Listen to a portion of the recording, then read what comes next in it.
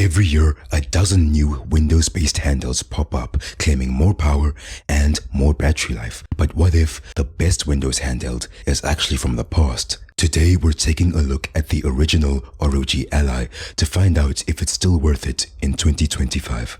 I picked up this used Ally on Facebook Marketplace, and I've been using it for the last couple of months. So here's my detailed review of the ROG Ally Z1 Extreme. Did you know the ROG Ally doesn't have a regular GPU? Instead, it uses an iGPU. The biggest benefit of this is the fact that it allows you to have a compact package like this one, and it consumes much less power. So how does the Ally perform in various games? First things first, GTA 4. This game, when it came out, was known to be very resource intensive on most gaming PCs. So the Ally, surprisingly, handles this thing quite well. At 720p, you'll get anywhere from 60 to 100 FPS, but if you want a little bit more graphics, you can push it up to 1080p, still on low settings, and you can get 60 FPS, but just be aware that with this high resolution, the frames will drop a lot more. Thankfully, the Ally has VRR, so that means that the fluctuations in the FPS are much less visible compared to a display with a fixed refresh rate. Next, we've got a AAA title that came out quite recently, Armored Core 6. When I played this game, I had a relatively smooth experience. The frame rate would often stick above 60 FPS. However, in more intense situations, it would drop down into the 40s. I enjoyed playing on the Ally much more than I did on the Xbox One, just thanks to the fact that you have more FPS instead of being locked at 30. Then you've got Just Cause 3, a game from 2016. This one runs quite well, running anywhere between 80 to 100 FPS on the lowest settings. But the biggest issue with this game is memory. Quite often, when I launch the game, I will get a low memory warning, and during gameplay, if I've played for a long time, the game will start to stutter quite badly because the ROG Ally only has 16 gigs of RAM, which it has to share between both the normal RAM and the GPU memory. The only way I've found to fix it is to restart the game. Next, we've got emulation. So when it comes to PSP emulation, the performance is basically perfect. In fact, there's so much performance headroom, you can even use something like lossless scaling to double or even triple the frames per second and get 120 FPS PSP games, which is very smooth. If you want to see a full video on lossless scaling and using AI to double your FPS, then just let me know in the comments. Next, we've got PS2 emulation. This one runs at about 12 watts, and once again, it's super smooth. I don't really have any complaints here. Then we've got PS3 emulation. This one is a lot more CPU heavy on the Ally, but still, many of the games I've tested on here run very well. In fact, some games will even allow you to unlock the FPS and run at 120. For example, with the Wipeout HD Fury, you can unlock the FPS and this thing will go anywhere from 40 FPS all the way to 110. But FPS isn't everything. There are other things that add up to an overall enjoyable gaming experience. The ROG Ally is basically a laptop, and so that means that you can tweak just about every aspect of this device, from graphics settings to performance settings, fan settings, etc. So let's talk a bit about that. So some people did some testing and they found that this thing runs the best at 18 watts. That's where you get the best trade between both performance and power saving. Then when it comes to fan noise, the fans can get quite loud when you go above 20 watts.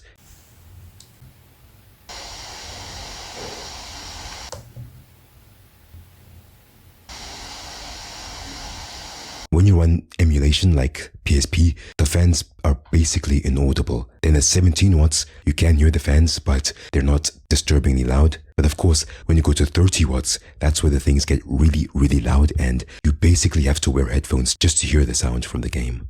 We're going to cover some power saving tips later in the video.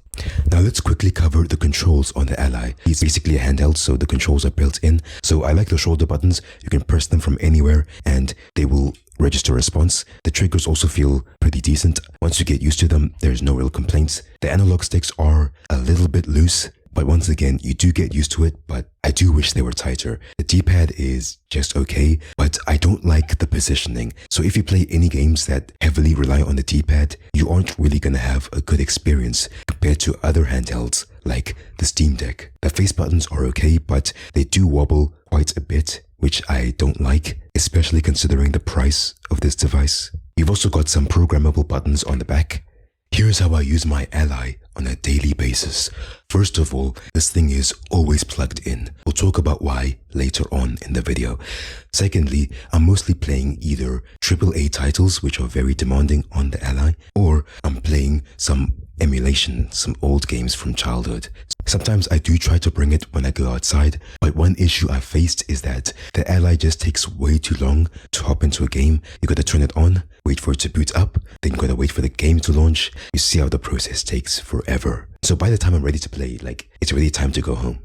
Unlike with a tablet or a smartphone, the triggers stick out, the buttons stick out, and they're always at a risk of getting caught on something and getting damaged. So you always have to carry this thing in a bag because that's the safest way to do it.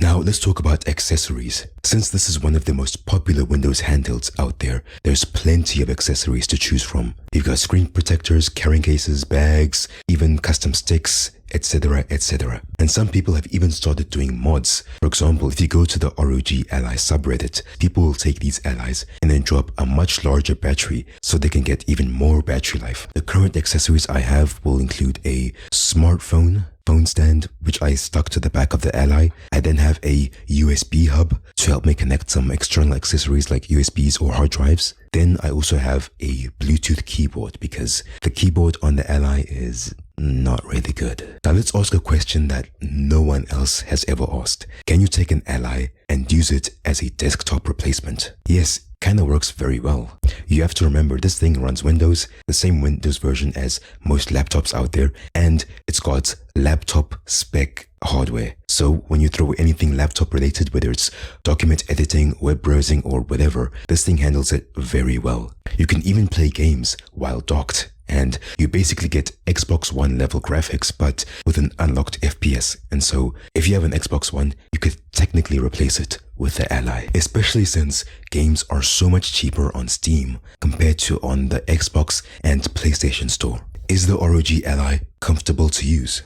So first of all, this is one of the lightest handhelds out there. That's because Asus decided to give this thing a much smaller battery than many of the competition.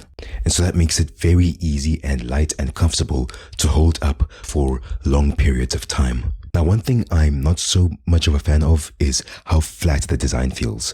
The grips are not really that thick, and so this thing feels much closer to holding an iPad than it does to holding an Xbox controller. But you do get used to it. Another issue is the screen also gets quite hot. It's not hot enough that it's dangerous, but it's not really comfortable to use, especially if you're running at the higher power profiles. Due to the sheer width of this device, it's quite uncomfortable to hold in one hand. You pretty much need two hands to hold this thing. So how does it feel to use Windows on the Ally? First of all, Windows is designed for big laptop and desktop screens. So when you take Windows and cram it on a tiny 7-inch screen, it starts to become a bit difficult to use. And when using the touchscreen, it can be difficult to hit a specific point. The Ally also comes with a fingerprint sensor, and I found it to not be very reliable. Sometimes it works, and sometimes it doesn't work, and I have to use the pin instead. But one cool thing I like is that when you turn on the Ally,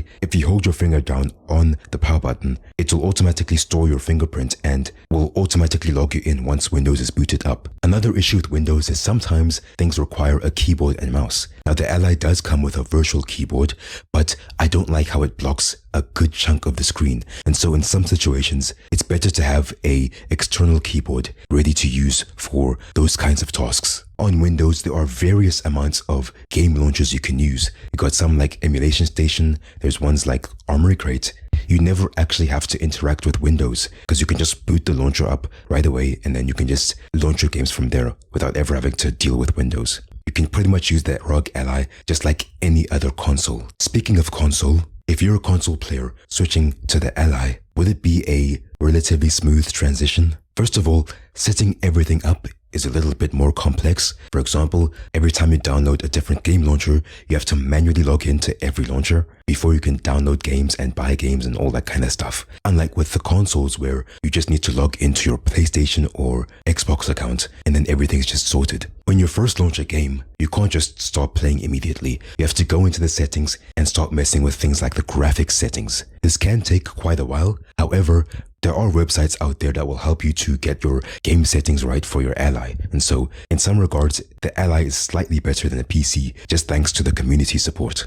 Then when it comes to the sleep function, sometimes it doesn't work correctly and you'll come out of sleep mode and the game will have frozen or crashed. So compared to something like a Steam Deck or the Nintendo Switch or a PSP, the sleep mode is much less reliable. So you pretty much have to get used to having to launch your games from scratch a couple of times. If there's one thing that Ally does horribly, it has to be battery life. At the full power of 30 watts, the Ally will last just 1 hour. That's really bad for a so-called portable device. But if you turn it down to the equilibrium point of around 18 watts, now you can get around 90 minutes, but without compromising too much on performance. It's much better than before, but in some cases it can still feel a bit too short. Then when doing less intensive tasks, you can turn it down all the way to 7 watts, and in that mode, you can get around 4 hours of battery life. This mode is good for things like web browsing. However, I've tried using this a couple of times, specifically for scrolling Reddit, and often had to find myself plugging in the Ally, even just for basic tasks like that. I'm not really a fan of how you have to sacrifice so many of the Ally's features just to get more battery life. Here are some tips to extend your battery life. First of all, disable CPU boost. I found that in most games, CPU boost does not really add much of a benefit. However, if let's say you are first compiling shaders on RPCS3, then yes, in that case, it does actually improve performance, but in most cases, just turn it off. I then recommend going into the Windows settings and turning on the battery saver mode. You can then also change the refresh rate from 120 to 60 Hz, and in some cases that can actually help with battery life. Just be aware that you will lose VRR in this mode. You can also turn down the game's graphics down to 720p and then use FSR if it's built in, or you can use the ASUS built-in solution of RSR instead. You can then also turn down the brightness of the display just to save a tiny amount extra. If you want to know how much of a difference all of these tweaks make, then I highly recommend you go to Filterless's video on battery saving. The next thing I'm going to talk about is a risky mod you can make to get your fans to be much quieter. It's called installing BIOS 337. This update was infamous because for a lot of people, it ended up resulting in overheating because the preset power profiles were too lax on the fan speed. But if you're like me and you always use manual mode, then that's a non-issue. So what I do with the Ally is I set it to manual and then I can set my own fan curves. I try to have it as quiet as possible below 70 Celsius. And then obviously as it gets warmer, that's when I really turn up the fans. And this allows me to play things like PS3 emulation with completely silent fans. Now let's talk about warranty and repair. If you buy it used, please try and make sure that the seller gives you the warranty as well, especially since this first generation of Ally has a major SD card issue. Without the warranty, you can't get this repaired for free. I'm lucky in the sense that my SD card reader is still working after all these months. If you ever break something on the Ally, ASUS does sell replacement parts, but just be aware that it's not available in all regions. When my trigger got damaged, I just had to do the good old DIY solution instead. Now, while I was busy with this DIY repair, taking the Ally apart was incredibly easy. Like, I rarely ever take things apart, and I was able to do it just by using a cheap screwdriver set I got online. One upgrade that many of you might be considering is the SSD upgrade. Thankfully, upgrading this thing is relatively simple. So if you ever want to do that, it shouldn't be too tough. Now let's talk about game compatibility. Are there any games that don't work on the Ally? When it comes to games that are very graphically demanding, unfortunately the Ally's weak iGPU cannot handle those. There's also a major issue where anyone who tries to play Call of Duty on the Ally will get banned if you change your power profile in the middle of a game. So just be aware of that. Then when it comes to playing games that are very keyboard heavy, it's basically impossible. I have tried with a built-in touch keyboard, but that thing just sucks to use. So you either have to bring an external keyboard or you pretty much have to play this Ally docked just to have a good experience. Now let's talk about some of the biggest issues with the ROG Ally. I'm going to talk about 5 of them. First of all, the dead zones of the analog stick are quite bad. You have to move the sticks so much before the input gets registered in the game. Now, thankfully, you can go into Armory Crate and set an anti-dead zone. So in my case, depending on the game, I have it set anywhere between 15 to 20%. The next problem is the sleep mode. We did discuss it earlier, but let's do it in more detail. Unlike with a PSP or a Switch, games will quite often crash if you try and hibernate or use sleep mode in the middle of a game. And so quite often, if you do want to take a break, you either have to leave the Ally running or you have to quit the game entirely and then restart from scratch. Now the big issue is, with a portable console like this, having to wait for a game to boot from scratch every time is time consuming. In some cases, when you do put the Ally in sleep mode, it won't sleep properly and you'll pick it up and you'll find that the battery died a long time ago. Or in some cases, you put it in sleep mode, put it in a bag, then a couple of minutes later you open the bag and it's as hot as an oven, because it turns out the Ally randomly decided to turn on thanks to Windows. The next issue is external GPU support. So the ROG Ally includes this special port over here called the XG Mobile. The issue with the XG Mobile is it's very expensive. For example, in my area, the cheapest XG Mobile is $1,000. That's more than the price of the Ally. And the worst part is it's not future-proof. So if you upgrade to the Ally X, for example, the XG Mobile is no longer compatible. Now let's talk about value for money. Is the Ally good value for money? Not really. If you're looking for a value for money handheld, then you'd be better off opting for the Steam Deck. If you're looking for a device that gives you the best price for performance, the Ally is still not it, because for the same price as the Ally, you can get a laptop with a much more powerful GPU. But I will say, if you do buy an Ally used, it can actually be very good value. For example, in my area, I managed to buy this one for about $400 months ago, which basically puts this in the same price bracket as the Xbox Series S. And so in that case, it's actually really good value.